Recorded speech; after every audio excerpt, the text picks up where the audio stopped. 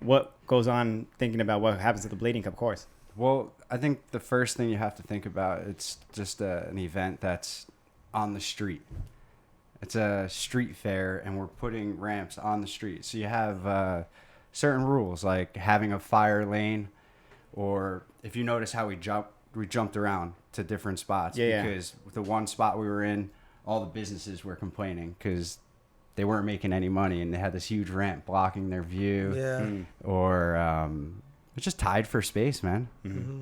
So it's like, what can you do, and how can you make the most of it? Because if you really look at it, none of it's possible. You know what I mean? Because just until recently, like now they're doing multiple day events, but it was a long time we were doing it where you have to go set up that morning and tear it down that night. That's so much work For what's supposed to be one of the best contests in the world. You like know? people don't realize that too. They forget that like it's really just it's a huge deal. I'm not trying to downplay it, but like you're doing something major on a really like time crunched, high pressure scenario. Mm-hmm. And then if you think about building ramps and stuff like that, when we build it, we have to just conceptualize what's going to work, where we can set up and be ready by the certain time that they want to start up.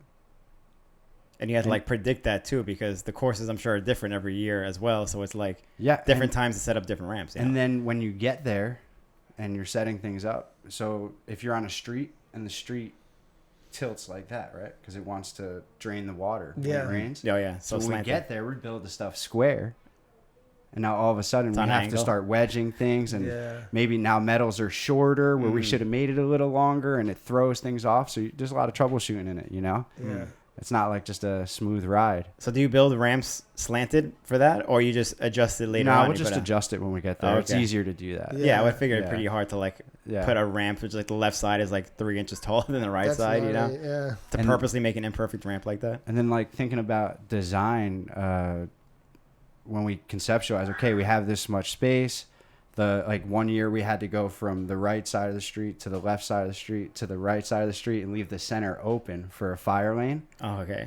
So it's like, I'm trying to remember how are you supposed to? We had like the obstacle that looked like a Cadillac box. Oh yeah, I remember that one. Yeah. So when we did that, it looked awesome, but it's really not, like you have to go from this side to this side. Yeah, I remember it being like that. And how do you keep a flow? So you got to think about all that. That one reminded me of the like what was it, the MTV downhill course? Yeah, where people were kind of hitting. You pick a path like it was like snowboarding. You pick a path and you go that way. That's how I remember that course being.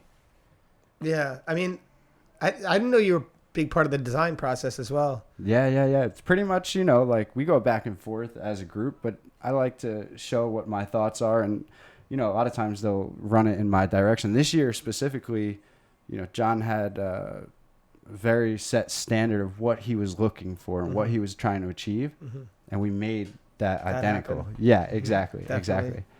I think some people were a little bit set back thinking it was smaller than what it should have been.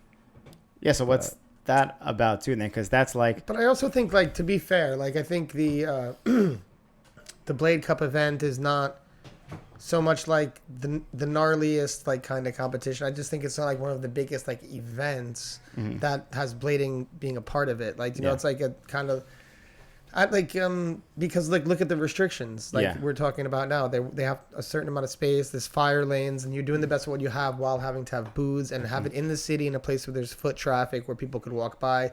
So it's like, I think it's I don't know how else where else could you go on like that, you know? It's tough. Yeah, very limited. People don't realize the limitations, like you just said.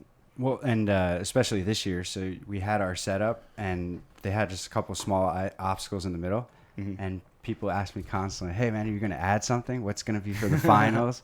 And you could, if you really looked at the space, you couldn't put anything major in the middle. Space wise, you said? Yeah. Like it just wasn't possible. Yeah. If you put something in the middle, the two ends were useless. I'm surprised there was room for a mini ramp in general. Like I didn't go to the Spring Cup, but I don't know like where everything was in relation to each other, even though I've been to the Blading Cup many times before. But when I heard there was going to be a mini ramp and I saw a picture of it, and I was like, oh, that's like a legit mini ramp. It's not just like a little dinky thing. Like people are going to actually like do lines and shit. I didn't expect there to be space for that. Yeah. It for me, the way the layout was this year was excellent in my opinion, just because it was It's real personal. Like you could stop Intimate. and talk to somebody and not feel like you're being rushed, where the last couple of times it was more like a lane, right? And you kind of just walking right past people, even if they're your friends and stuff like that. It's kind of weird, right? Like it's like you see somebody 10 times, you haven't talked that much, so you just keep it pushing. But I felt like it wasn't like that this time. Maybe because there was more time. You didn't feel like you were crammed, or you could take 10 minutes and talk. Like, I don't know, it was pretty enjoyable. No, I thought it was good the way they had the booth set up, like pretty like community wise, and like I said, like I don't know, like these events, the mini's always going to be great, but like those events, like I don't think there's always like the Winter Clash kind of competitions that are just like huge ramps, high amplitude things. Yeah. But I don't know if I don't believe that's necessary at all to have like the greatest event. I think sometimes even like smaller obstacles, you can showcase other things, like more personality type things in the skate. And amplitude's good, but there's just value in both areas, Especially with the different styles of skating these days too. And not everybody is doing, like we talked about this before, not everyone's doing hammers and all this and that. Yeah, and for us, our major thing was we knew that we were going to work with the quad industry, right? Right. And last year's Blade Cup course, we built it to be hard, Yeah. We went into it knowing like, all right, people are going to shred this, they're going to shred it. But when it came to the quad skating, it was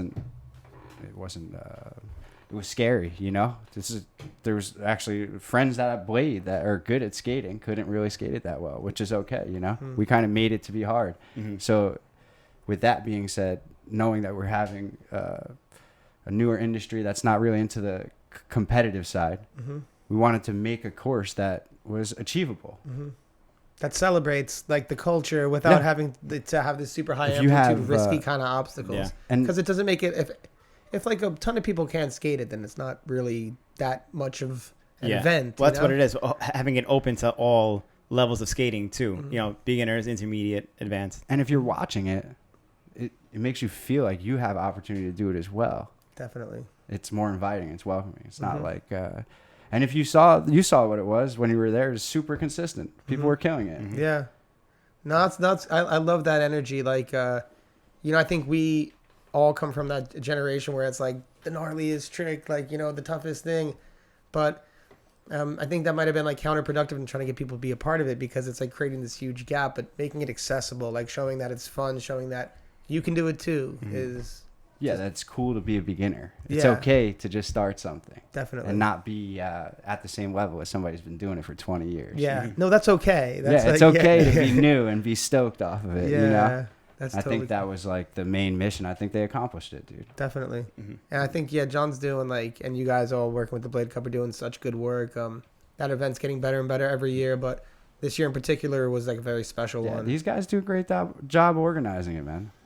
We do our part with the ramps. They crush it on their end. It's like, that's how it works, man. If everybody kind of does what they're good at doing and comes through with what they say they're going to do, it works out smoother. Nobody was stressed out, and I felt like it was probably one of the most entertaining Blade Cups. If you were able to be there, and how they had the city involved with the advertisements all over that whole area. John had all open bars every night, all crazy stuff. I couldn't believe what was going on, No, it was out of control. It didn't seem like reality of maybe the blading community, Yeah, what we're used to. Right? Yeah, of course, of course. No, I think I might have even said it on this show, but like a few times. But in the earlier days of blading, there was like a huge lack of like feminine energy at our events. It was like mainly just dudes like drinking beers and a lot of testosterone being. Yeah, I'm talking about back back in the day. Yeah. Of course, like when the bitter cold started getting better and started having they started doing more things with girls, and it started getting better and better. But it's just cool to see like a space for girls to be at, because it makes the event so much like a better feeling energy. Doubles the audience. It doubles the audience, but it's just like, and instead of just it's just a different energy. You're saying it's cool. not a grunge fest. It's something that somebody could feel comfortable to bring their wife and kids. Yeah. Exactly. It's not just a bunch of dudes drinking beers or being grungy. It's welcoming. Yeah, exactly. Of course. Correct. But there are different events for each thing. Winter Class has its own thing. Obviously, it's like, now that we're talking about it, kind of the opposite of Blading Cup. It's like big ramps usually, huge crowd, lots of alcohol, whatever it's good or bad in your mind, it is what it is. It's crazy. There's like a rave after, like a rager afterwards every time. But I mean, and that has its place too. Yeah, for me, I'm not like one or the other. I enjoy them both. I love the Winter Clash just as much. I love Blading Cup, even though they're complete opposite events. You know, it's good to have two different flavors of it. Yeah. Or multiple different flavors if you go to different events throughout the world or whatever it is. Definitely. Mm-hmm. Yeah. I love that. I love that you guys are like the guys in skating that is like the people that the go-to guys to build the ramps and get the jobs done. It's really cool. It's cool. It's awesome, bro. Done a lot of different things, creating stuff that I never thought I would have the opportunity, and just seeing the best shred it. I mean, it's cool. It's a big satisfaction seeing how much everybody else appreciates it. I think that's what keeps me going with it, you know? Definitely. More than like me doing it so I could skate it. It's like seeing how everybody else respects it, and it's like makes it that much better.